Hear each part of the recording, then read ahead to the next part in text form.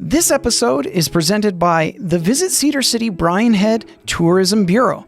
Discover the art of adventure at Utah's gateway to the parks. Cedar City is within a few hours' drive from 6 different national parks and monuments, and only 30 minutes from fresh snow at Brian Head Resort. Check out visitcedarcity.com to plan your next trip. This episode is sponsored by the Cedar City Business and Innovation Center, dedicated to supporting local businesses and entrepreneurs. It provides resources and services aimed at fostering business creation, growth, and retention. The center features the Makerspace, where entrepreneurs and small businesses can have access to 3D printers, video production, and photography equipment, t-shirt printing, and more. Whether you're starting a new venture or looking to expand an existing one, the Cedar City Business and Innovation Center offers the tools and guidance to help you succeed. To learn more and get involved, visit innovationcenter.cc. Hello and welcome to another episode of Explore Local Podcast, presented by Visit Cedar City Brian Head in partnership with Cedar City Iron County Economic Development. This is produced by Dallas Smith Media, and I'm your host, David Johnson, Economic Development Director for Cedar City and Iron County. All right, John, welcome to the Explore Local Podcast. Today we've got Jon Dail with the Grind Coffeehouse. John, welcome. Thank you. Thank you for having me. Excited to be here. Yeah, glad to have you. So, John, tell us about where the Grind is located and a little bit of background about it. Yeah, so the Grind is located at 19 North Main Street, downtown, historic Main Street. It's been there for a number of years. As far as I know, I am the third owner of the business. Last I heard, it started in 2004. Okay. I believe it closed for a while. I'm sure there's people listening that know the history better than I do. And yeah, so my family and I, we're the third owners. Just a little small town coffee shop cafe down there. How long have you owned the place? February will be 4 years. Okay, awesome. Whenever I go in there, I don't drink coffee, but whenever I go in to get like a sandwich or especially in the cold winter to get a hot chocolate or something, I just have these like flashbacks of like watching Friends, the TV show, I don't think you have a couch in there though. We do. But you do? Yeah. You do have a couch? Is it in the back corner or? It's kind of in the middle of the shop, yeah. Oh, that's right. Yeah, right. Kind of by where you get all like the straws and exactly. And everything. That's true. There is a couch in there.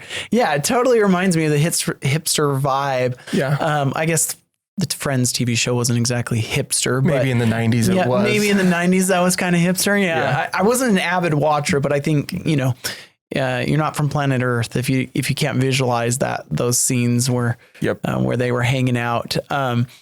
And when I go there, there's just a plethora of college kids, business people downtown. Talk a little bit about kind of your patronage. Like who do you see a lot of? Yeah, I mean the cool part about the Grind, I think, is there's just such a diverse group of people. I mean, from retirees to, we get cowboys, college students. I mean, it spans just a wide range of people, which I think is really cool. Working in coffee for a long time, it typically is like a younger market. Mm-hmm.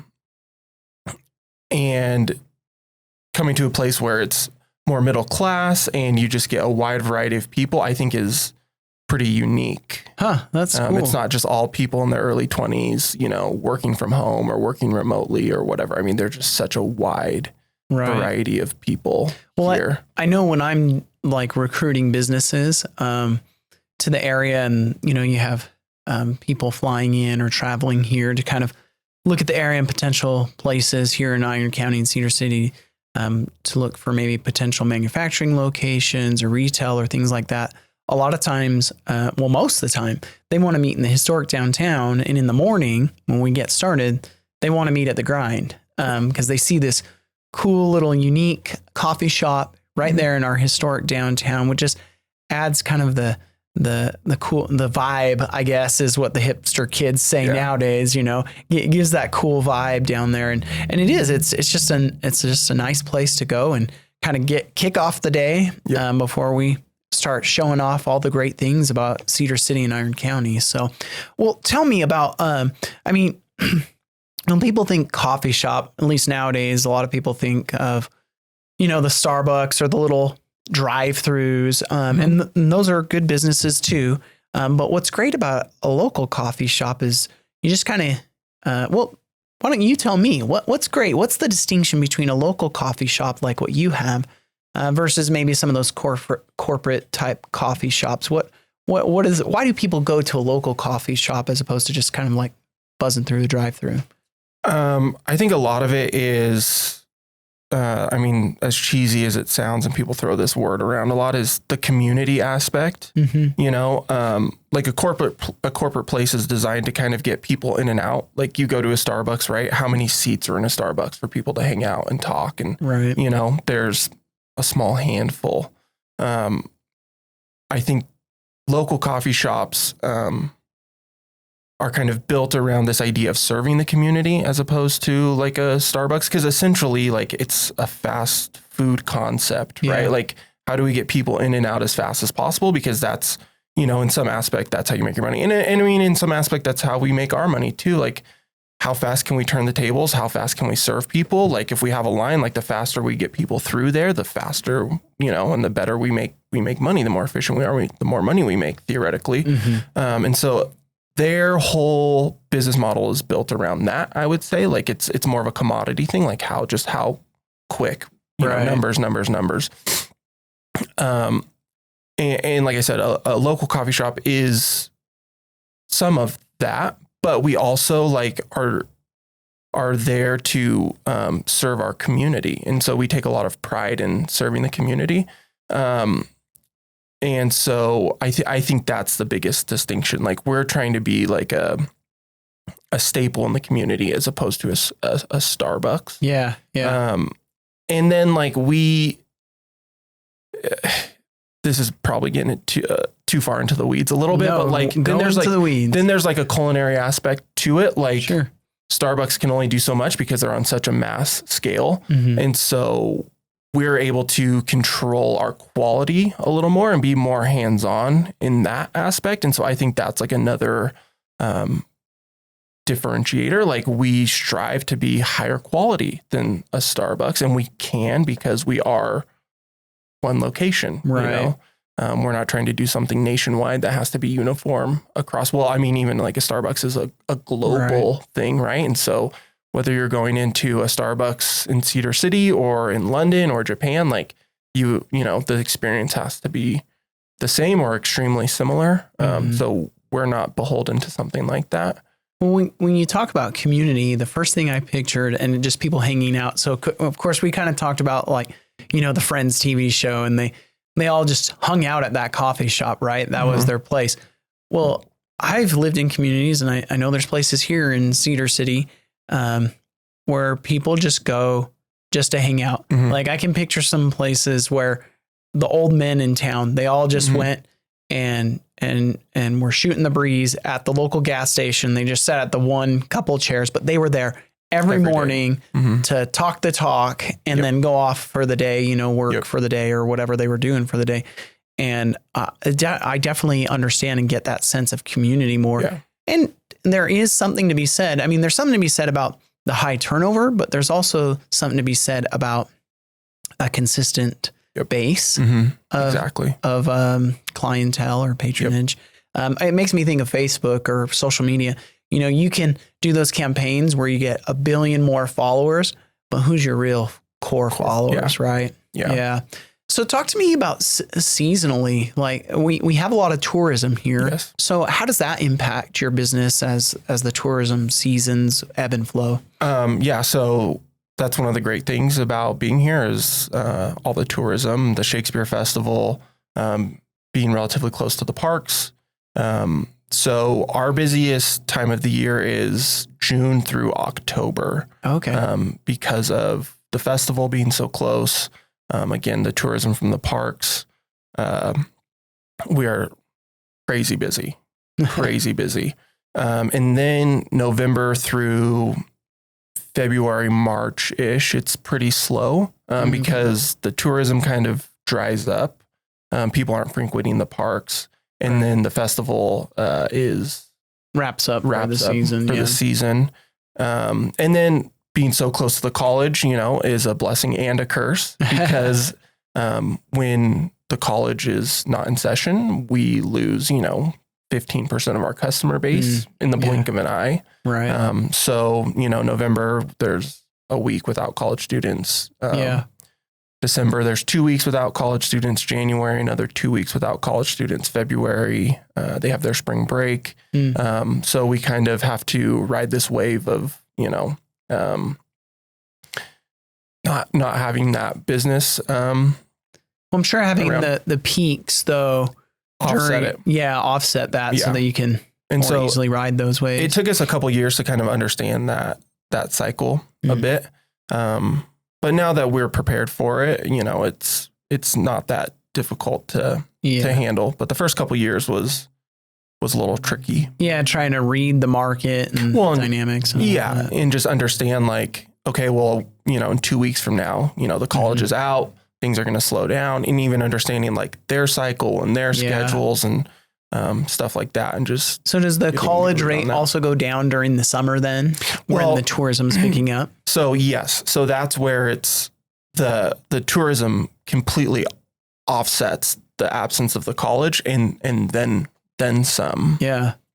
Which is great. And our busiest months are actually September and October because we have the college students, the festival's still going on, and with weather and everything, the parks are still being frequented. Yeah. And whatnot. And so those are actually our two busiest months of the year. Oh, that's September and October. Yeah. You had any funny or crazy tourist stories that have come through your way?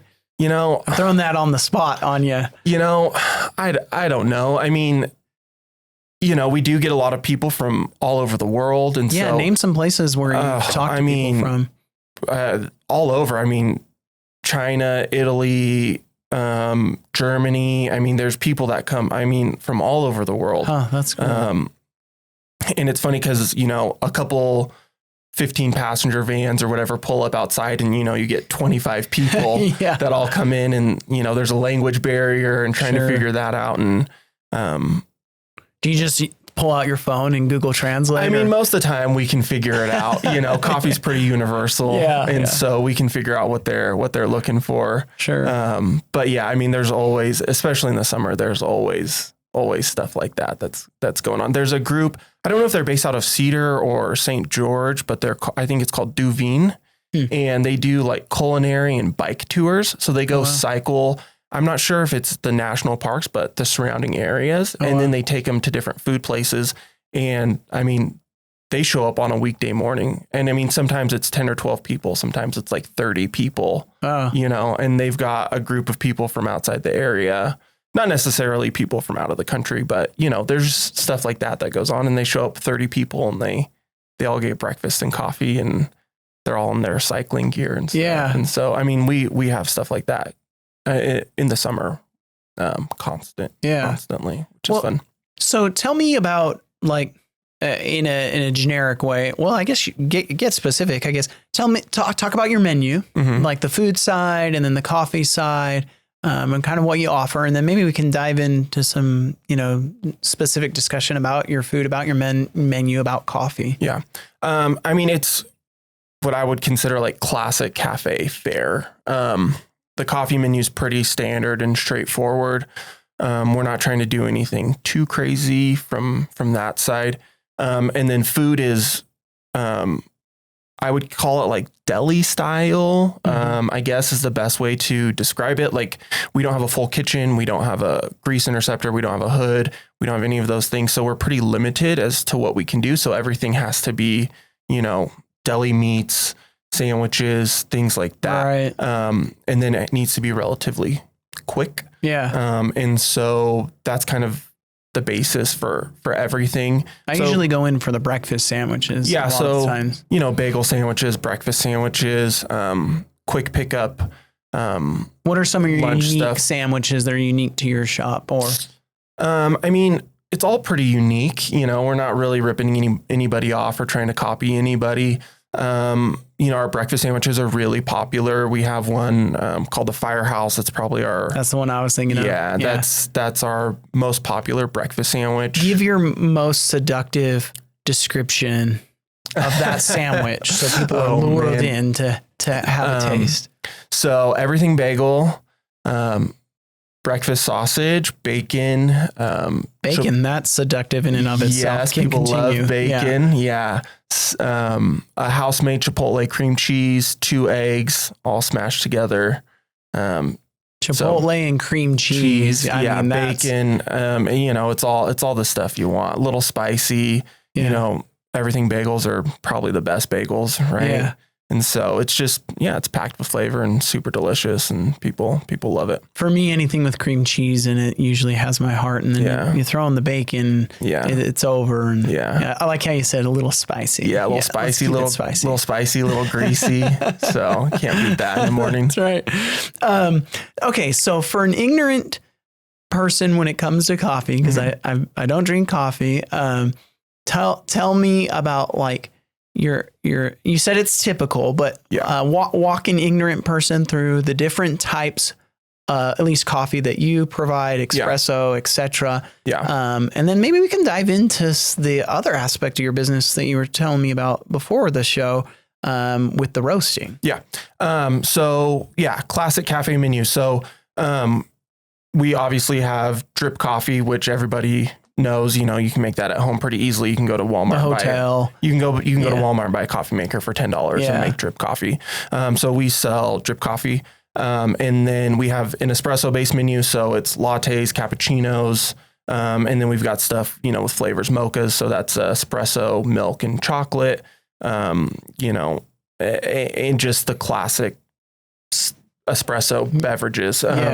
So it's basically espresso, which is just like a concentrated 2-ounce coffee that you then dilute with some amount of milk and steamed milk. Gotcha. Well, and you had mentioned how you do some of your own roasting. So, so tell us about that, because you've got this big old tank or something out in the back. In the back. Well, in the back, in the shop. Yeah, in the shop. That was part of the plan when we bought the business, was to roast our own coffee and then do it in a retail setting, so our guests can kind of see that process unfolding. And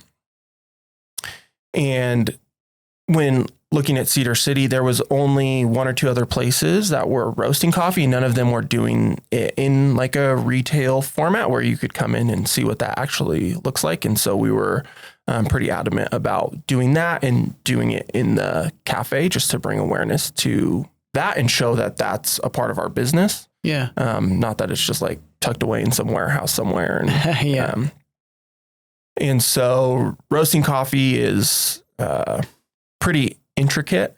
Tell about that process. I'm curious about that process. We have that roaster in the back corner of the building. It was built in 1992. And that machine is designed to roast coffee. And so, you know, what is roasting coffee? So we can go far back. I mean, how far back do you want to go? I mean, 1992, we're talking ancient. Yeah. Right. Ancient now. So. Yeah. And it looks a lot older, which is cool. It's got some patina to it. Yeah. What do you do? Take me through the process. I'll give you what we call fresh coffee. Called seed to cup. So what is coffee and how does it get to a beverage that ends up in a cup that we can consume? So coffee is actually the pit of a tropical fruit. And it grows best along the equatorial band. So all those countries that kind of fall along there are, most of them are renowned for coffee. And so it grows on, it's called a tree, but it looks more like a bush. Okay. And it grows these little cherries, you know, roughly the size of a quarter, some bigger, some smaller. And there's a ton of different varieties of coffee. So I kind of, breaking it down, it's like apples. You go to a store, you see 10 different types of apples, especially Right. like in the fall, right? And they all different sizes, different colors, different flavors. And so that's kind of what, you know, on a remedial scale, that's what coffee is. It's this tropical fruit that grows in these areas, all kinds of different varieties, different flavors, different shapes, different sizes. And so what we do with our company, Formation Coffee, is considered specialty coffee. And really all that means is we buy coffee above a certain quality threshold. So when doing like a tasting, we're looking for coffees that are 80 points or above on a structured score sheet. And so really, you know, that scale is supposed to go from 80 to 100. Most of the time we're looking at stuff that's like 85 to 87, 88 points on this score sheet. And like the best coffee you'll find is like 91, 92 points. There's nothing's ever 100. It's interesting. Yeah. So that's what we're doing. We're looking for a specific quality standard there. So back to the coffee on the bush. So we have coffee grows in these tropical areas, typically at high elevation. You know, there's things you'll see like shade grown. Yes, that's important, but not the most important. The biggest thing is then harvesting. So like anything that's done to a high degree of quality, it needs to be done by hand. And so why is that? So it's, think of, you know, we're talking about a fruit here, right? So you wouldn't go to an apple tree in September and just rip all the apples off. Right. Yeah. And then go and try and make pies with all these different apples, you know, like it's probably not going to be. You got to sort through them is what you're saying. Exactly. Okay. Exactly. So like anything, you've got a branch and it's got 60, 80 coffee cherries on it. Well, you're not just going to go and strip them all off. You need to pick the ripe ones at the right time. Do they actually refer to those as cherries? Yeah. So it's referred to as a cherry. Is the fruit edible as well? Yes, or not? but there's not much fruit. It's really only it's mostly the bean, seeds. the seed. Yeah, exactly. So, so we're looking for the ripeness. That's a big thing. And like in some places that grow large amounts of coffee, like Brazil's the largest exporter of coffee in the world, it's a lot more mechanized. And so they do have like coffee harvesters that come and remove all the coffee. But for what we're doing in specialty coffee, you are looking for coffee that is hand picked and then hand sorted. So after the coffee is picked by hand, the proper way to do it is it's picked over a matter of weeks. Interesting. By hand. So they are continually out there every day picking the ripe cherries. Yes, because there will be red cherries, ripe, and then there will also be green, unripe cherries, all on the same branch. And so as harvest is going, they're cycling through these fields multiple times, picking the cherries at the correct ripeness. I mean, there are even some places that to ensure that the cherries are getting picked at the proper time, they paint one of the picker's nails the color red that they're looking for. Oh, so really? they know. Yeah. And interesting. And this kind of gets into the weeds a little bit, but picking is one of the toughest points, I think, because the labor involved is typically done by women and children, and a lot of the time it's done by migratory pickers. So they actually follow the coffee harvest, like in Central and South America. They are following up and down Central and South America. They are following the harvest to do this job. And so like one thing that we try to look for if we're working very closely with a farmer with like a direct trade type of thing is where they're getting that labor. Because like we don't want to support child labor, right? Like, and we want to make sure that the pickers are getting paid like a fair wage. And so you kind of have to be careful with some of this stuff because we are looking at like global logistics. We are looking in second and third world countries, you know, where people are just doing whatever they can to make money. And so there is some of this where like, just from an ethical standpoint, like we're not just out buying like the cheapest thing, right? Gotcha. Like we are trying to find something of quality. And then there is like, we like to know that like, yeah, this hasn't been, we're not exploiting people for our gain. Yeah. Here in the United States, which is a larger conversation that covers a lot of different industries. So the picking is a really important step in the process, not only from quality, but then just from an ethical standpoint too. Interesting. And then, so after the coffee is harvested, it's then processed. And so what you have to do is basically remove the skin of the cherry from the seeds, and then ferment that fruit off the seeds. And so, that's how you peel it off essentially. Is you get the skin and then it. So they have a machine that removes the skin. It's called a depulper.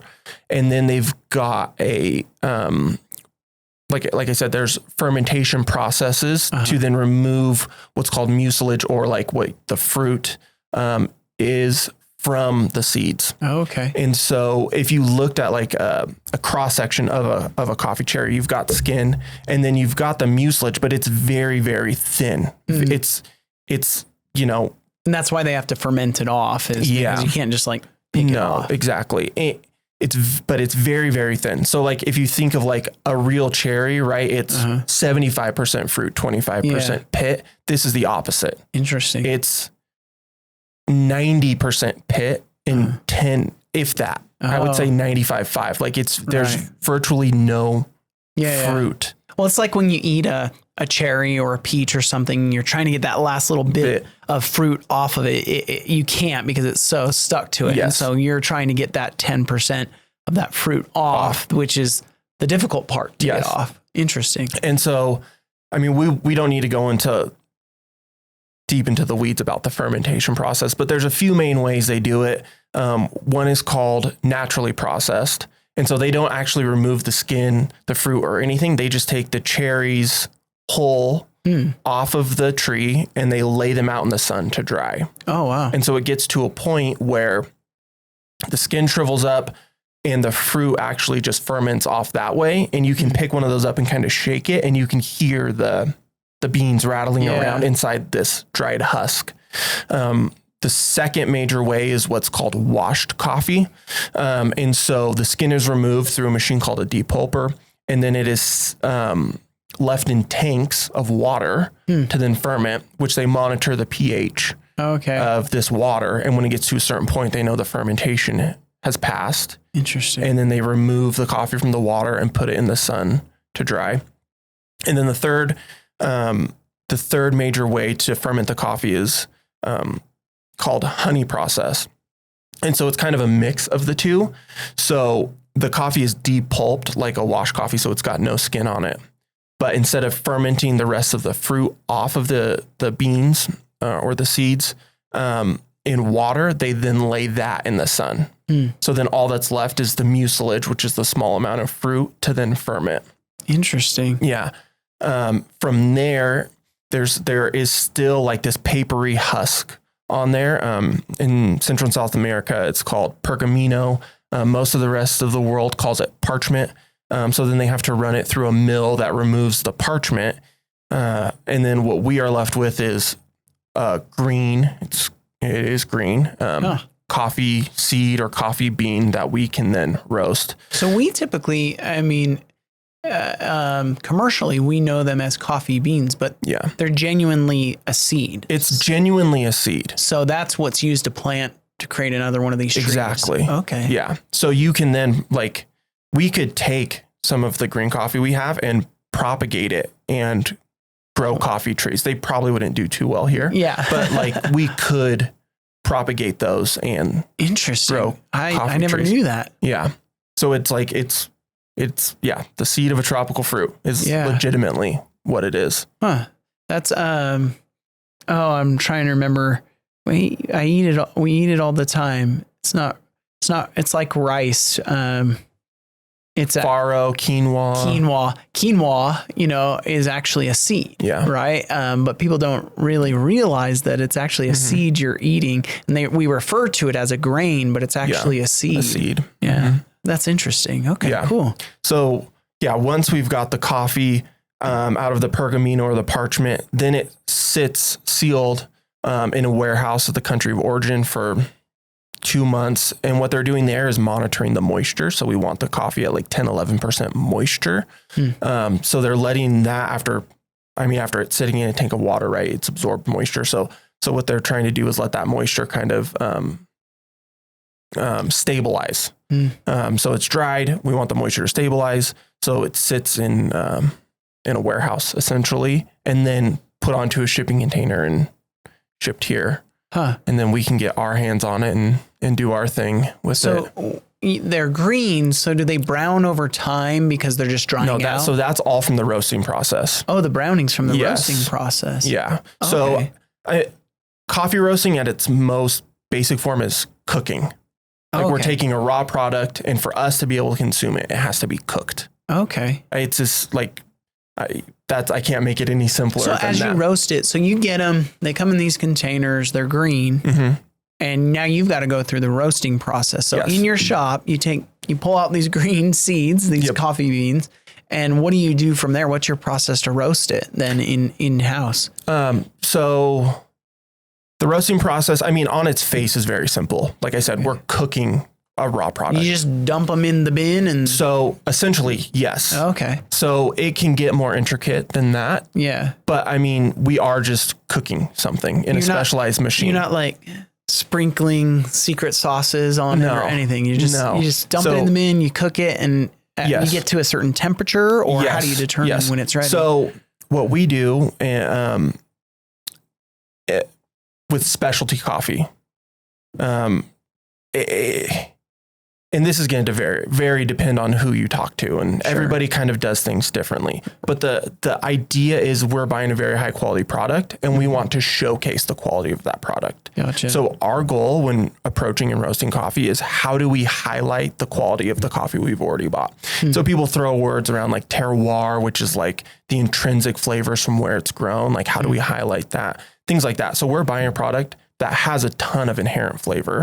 And so our job is to not mask or muddle any of that flavor. We want to show you the purity of the product. Okay. Just like if you go, up to Dry Lakes and you buy a ribeye, right? Like you're probably not going to marinate it for 24 hours, right? Do all kinds of crazy stuff to it. Like you're going to come home, you're going to throw that on the grill with some salt and pepper. Yeah, that means good the way it is. Medium rare, and just eat it, right? Yeah. So like ideally, like we're doing something similar. We have a super high quality product, and we just want to showcase the unique and intrinsic flavors that have from growing, the regions, the farming that have developed naturally. We don't want to do anything to mask that. So when we're roasting a coffee, we are figuring out the best way to showcase those flavors, and we're buying the coffees based on those things. Yeah. Like we're not just going like, oh, well, we need a coffee from Brazil. So just send me the cheapest coffee from Brazil because Brazil's a brand that we want to showcase. No, we go, hey, where can we get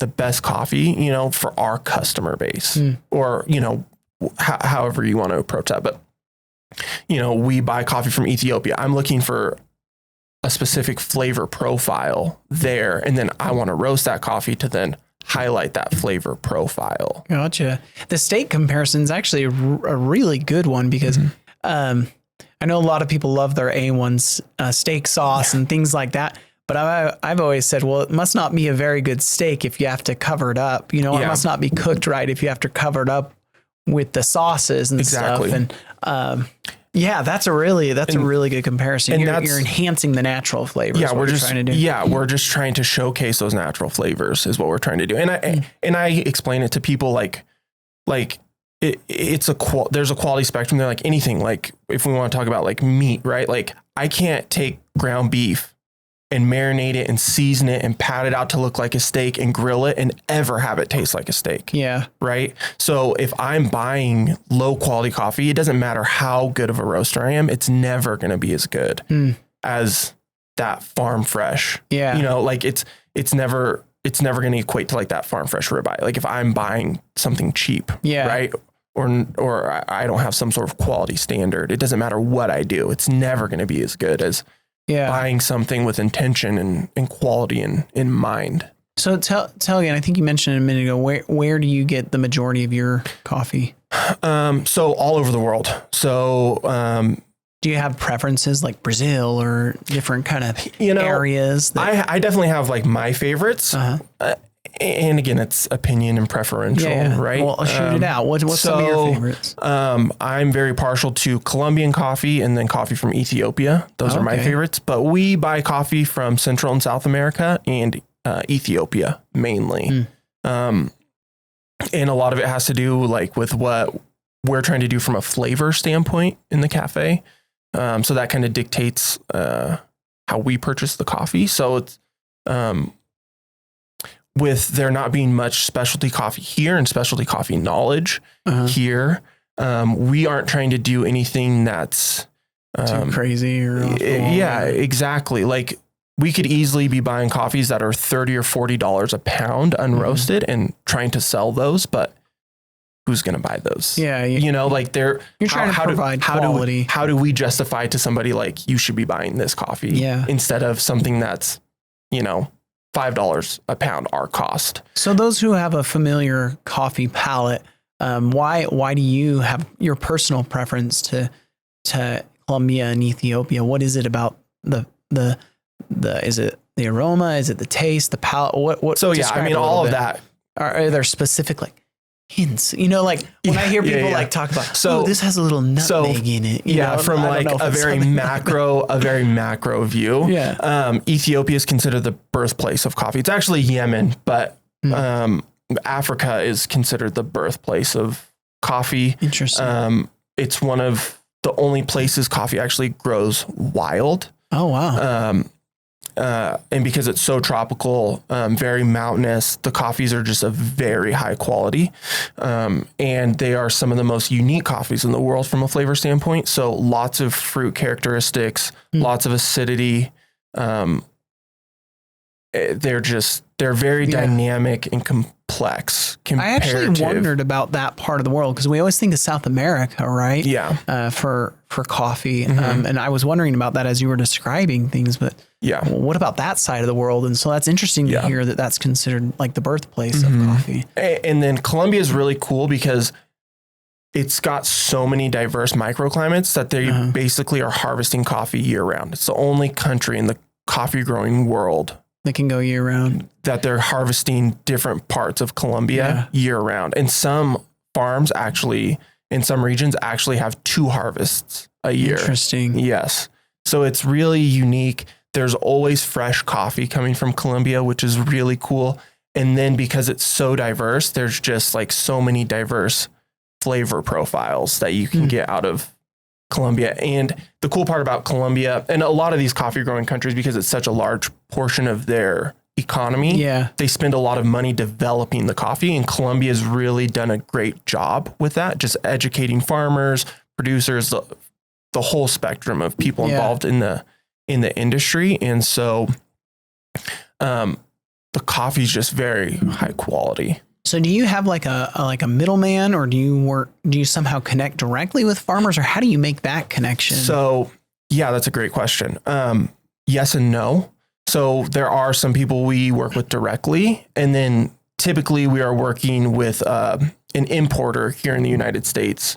The what I would consider reputable importers are also exporters at their country of origin. And that just allows transparency.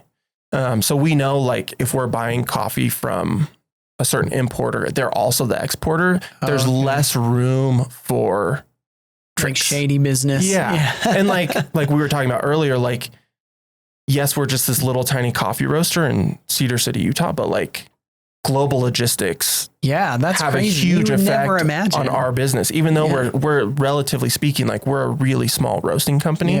Like, we still have to deal with global logistics the way any globally positioned company does. That is cool. And so there are things like that, right? Like, well, if the importer isn't also exporting the coffee from the country of origin, there's room for, and it's not even necessarily something shady, but just error. Exactly. Because they know both sides of the process. Yeah. And they understand your needs, right? And so if we're like, hey, we need X amount of coffee from Colombia delivered this time of year, then they have control of that across the whole supply chain, right? Yeah. But if, say, they're working with an exporter that has cash flow issues, or there's some sort of logistical crisis in the country that they're having a hard time managing, well, then all of a sudden that coffee's delayed, or we can't get that, or, whatever problems. But if we're dealing with somebody that has complete control of the supply chain, it's just so much smoother. Yeah. And it's, we can trust them a lot more to know that like our needs are going to be met in the way it's been sold to us. Interesting. It's cool to hear you say this, because as you were talking about kind of like the process of coffee and some of the history, and then now as you're talking about these logistics, I feel like you should be teaching a couple different courses at SUU on global logistics, or, the history of coffee and, the cultural impacts or something like that.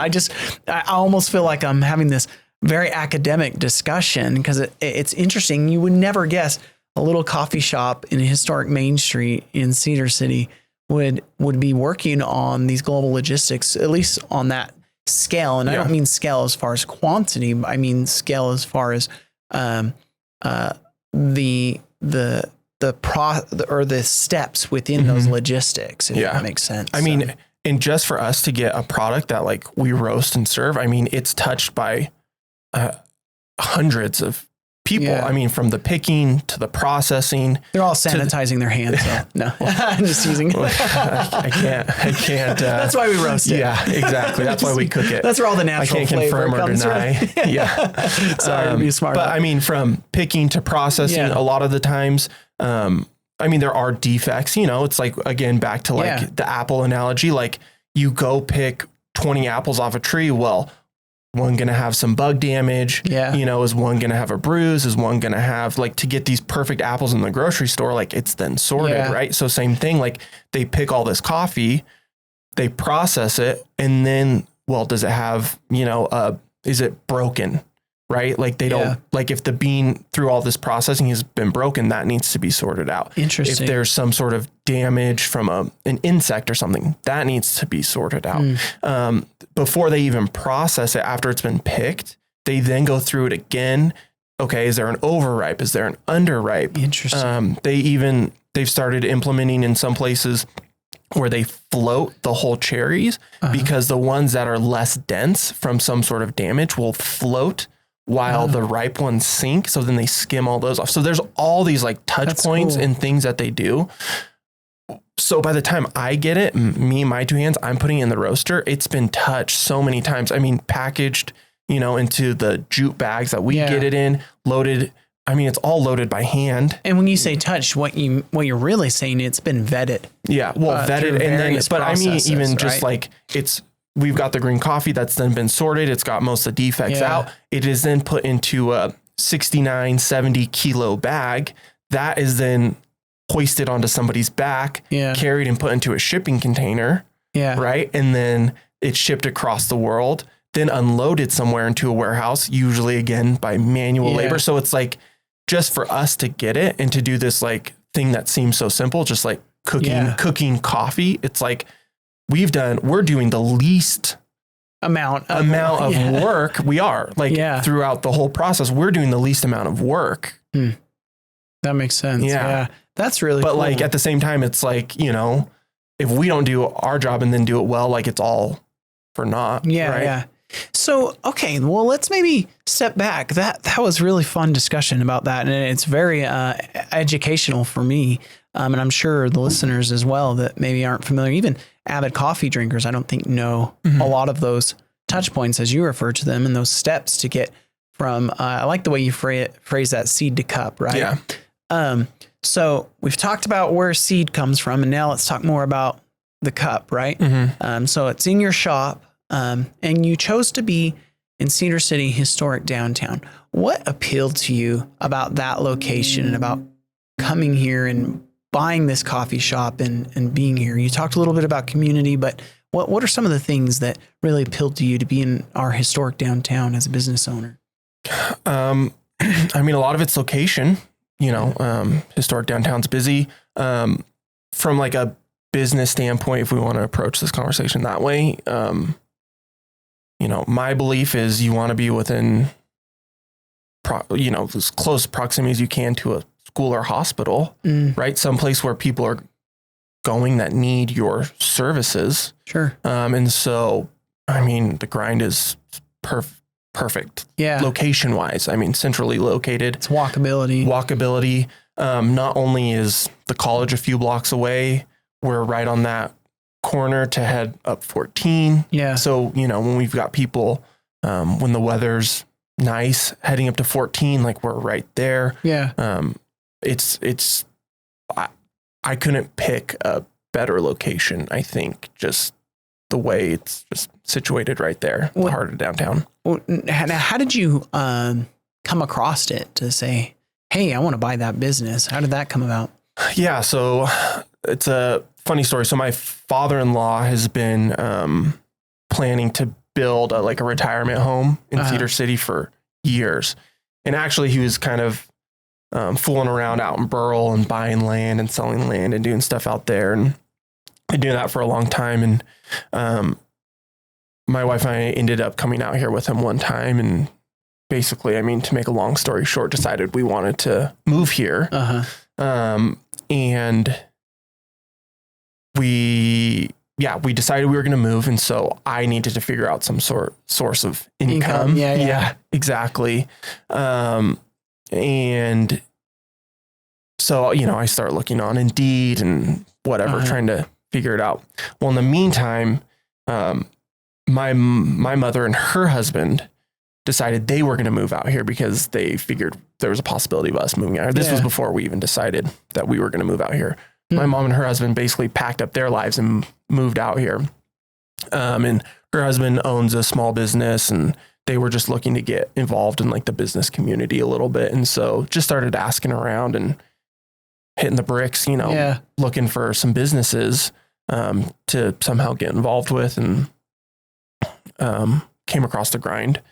And so my background before this was I roasted coffee for a decent sized company. I was doing all the green coffee purchasing and roasting for a decent sized company called Hidden House Coffee based out of Orange County, California. And so, I mean, I spent almost a decade just working in coffee shops. Yeah. And so the fit was great, right? Yeah.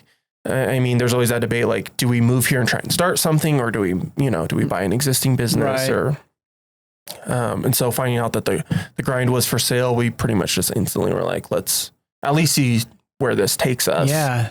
And we're able to make it happen. Yeah. And yeah, it feels like a no-brainer based on some of the things that you're saying are important for you to find success. Yeah. Now, in your shop, I noticed you actually, and this isn't untypical, but the other day I was in there and I noticed you had T-shirts and mugs and different things, assuming for the tourists, for the most part. I mean, for anybody. Yeah. Do you find I know that's not your business driver, but I couldn't help but wonder to myself, how many people buy T-shirts and things like that? Is that pretty common? Yeah. So the T-shirts are new. We haven't sold a ton of them yet. Hopefully that changes with the holiday season. Do people buy a lot of the mugs and other things? We sell a ton of mugs. Yeah. Yeah. I mean, the way we approach that basically is from a business standpoint is average ticket is big, especially for a coffee shop. Yeah. Because, if we're doing 200 transactions a day, well, if we're just selling coffee only, not even food, what's our average transaction going to be? $4, $5, $6, right? Okay, well, let's add some food onto that. Let's get our average transaction up a little bit. I see. So then if we have merch, it's just the more stuff that people think, the more stuff that appeals to people that we can sell, increases our average ticket. So we're becoming more efficient. If we can have a higher ticket, that's really key. Yeah. For our business. Well, I think that's just great advice for most businesses, right?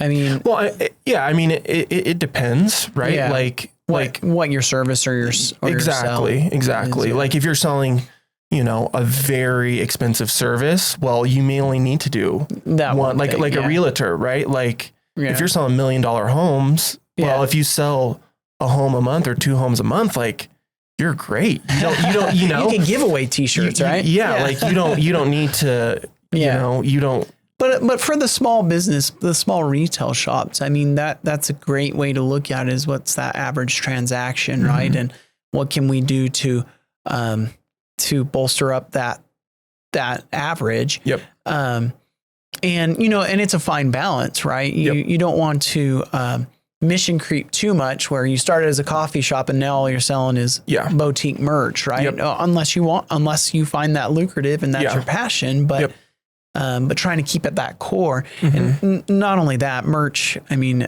I think everybody knows some of the intent of the merch is customer loyalty and essentially free advertising. Yeah. That word of mouth, customer loyalty, and it is advertising in and of itself that helps benefit you as a business owner, and creating, going back to what you started with in the beginning, is kind of that sense of community, right? Yep. Community business. Yeah. And so, it all kind of revolves around the coffee, right? Like, it's not like we're bringing in, I don't know, designer handbags, or something, right? It's all very, it's all very like coffee centric. The Grind it's Gucci like bags. Yeah. It's like, we wouldn't do that. We're a coffee shop. So we sell mugs, right? Yeah. Like we sell some t-shirts and we have tote bags and other things, but it's like, it's all very kind of like centered around our business and our business ethos, right? It's not like we're just like bringing in random expensive stuff just to get like our ticket up, right? Like it's all like very much based around like what we do and the premise and who we are, right? Like we sell like Ritual chocolate bars, right? Ritual Chocolate is a company based out of Park City, chocolatier, right? And they're not cheap.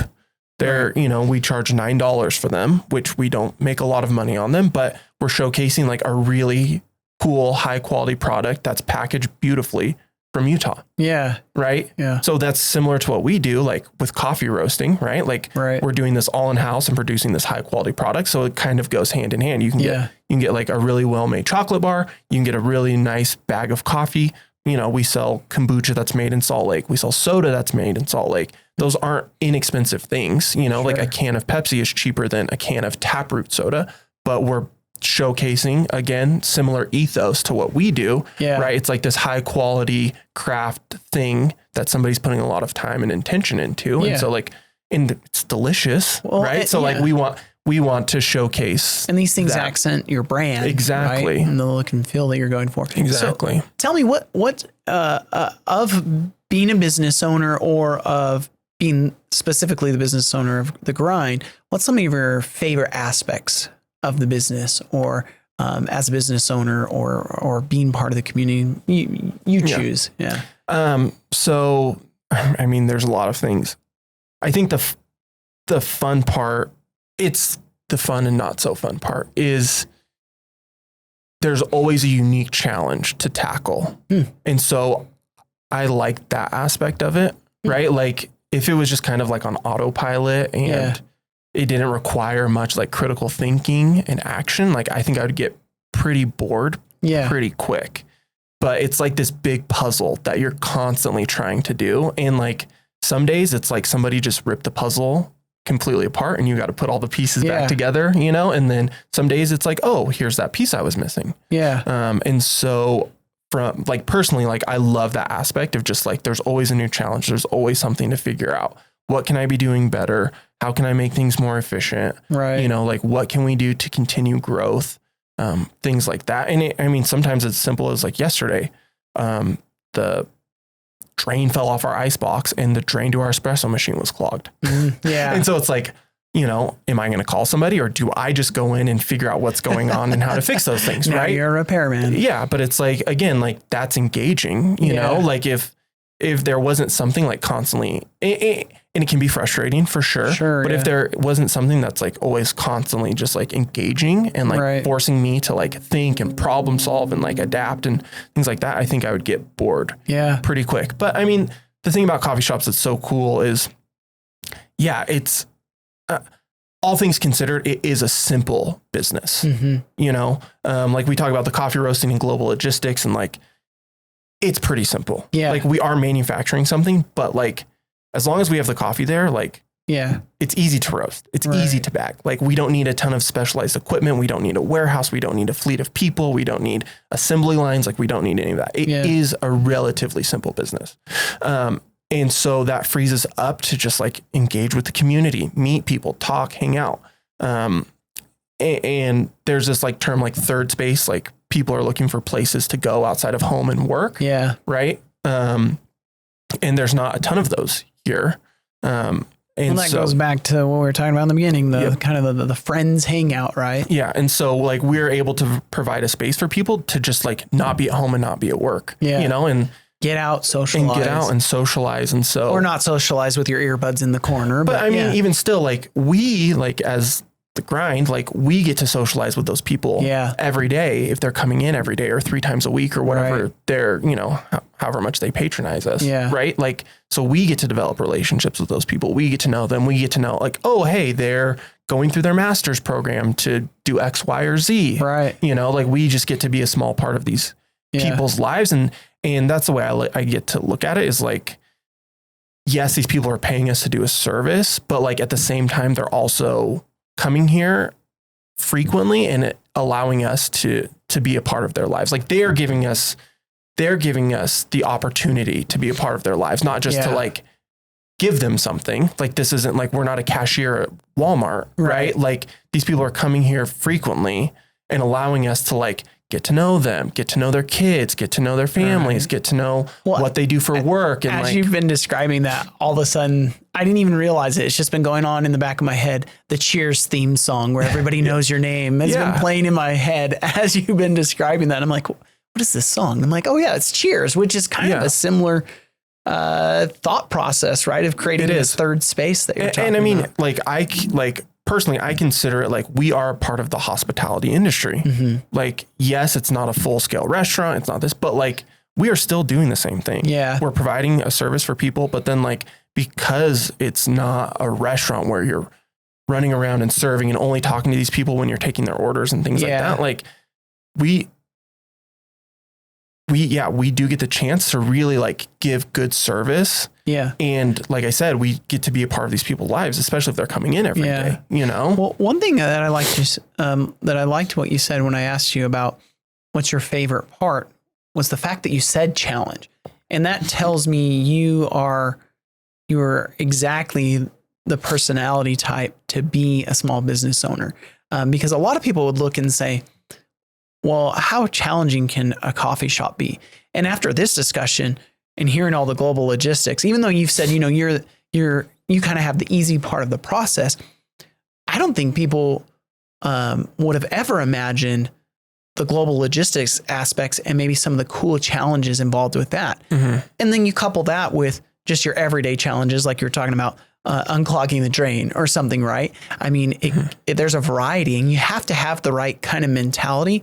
If that kind of stuff stresses and frustrates you out all the time, then being a small business owner is probably not your gig, right? Like for me, I can be really handy, like do repairs and things like that, but it frustrates me to no end. I can do it, but I can never do it as a job because it's too frustrating for me to be a repair guy. I mean, I've done a lot of remodeling with the house and stuff like that. And I used to do all my own oil changes, but those things frustrate me. So I pay someone else to do it who doesn't get frustrated, that has the skill and the patience or the passion for it, really. You know what I mean? And I have people tell me that about my job in the past, you know, about doing government work or doing public relations work or doing economic development. I've had so many people say, I could never do that.